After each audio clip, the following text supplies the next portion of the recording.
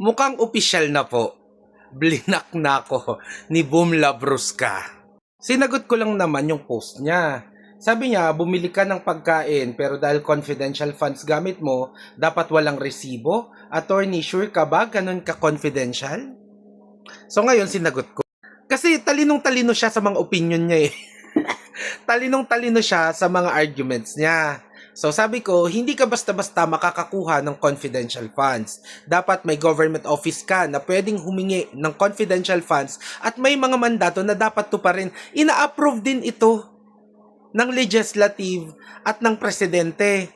Okay, linalagay pa nga ito sa GAA na isang batas. So hindi ka pwedeng bumili-bili lang ng pagkain, ganun-ganun lang. Pinapababaw nyo ang mga bagay-bagay.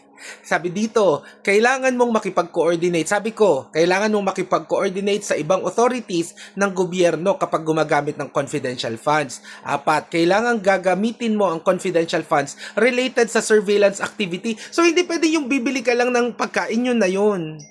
May mga rason yan.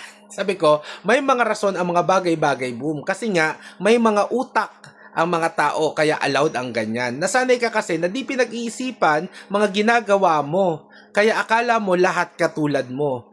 Hindi yun basta bumili lang ng pagkain. Kahit nga kung gugustuhin kong bumili ng utak para sa'yo, hindi ko magagawa yun basta-basta gamit ang confidential funds. So, nagbigay ako ng example. Sabi ko, Boom Labrusca, may nagtatanong. May nagtanong talaga sa example daw, kung na-hire ka daw ng one night stand ng isang bading, maglalabas ka ba ng resibo o ituturing mo ito na confidential? Yeah? Actually, hindi ko nga natanong kung magbibigay ka ba ng proof of success. Paano kaya yun? Proof of success. Ayan. So, totoo nga ang sinasabi nito. Una, hindi sumasagot si Boom kapag siya ang inaatake. Ang ginagawa niya, block siya. At nung tinignan ko, block na ako.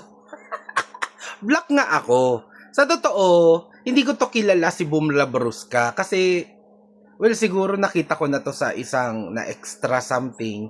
Pero sinasabi ng mga tao, bold star daw to. Na hindi naman sumikat. Alam mo yun, yung napakahaba na ng panahon mo sa showbiz kasi hindi naman mukha siyang bata.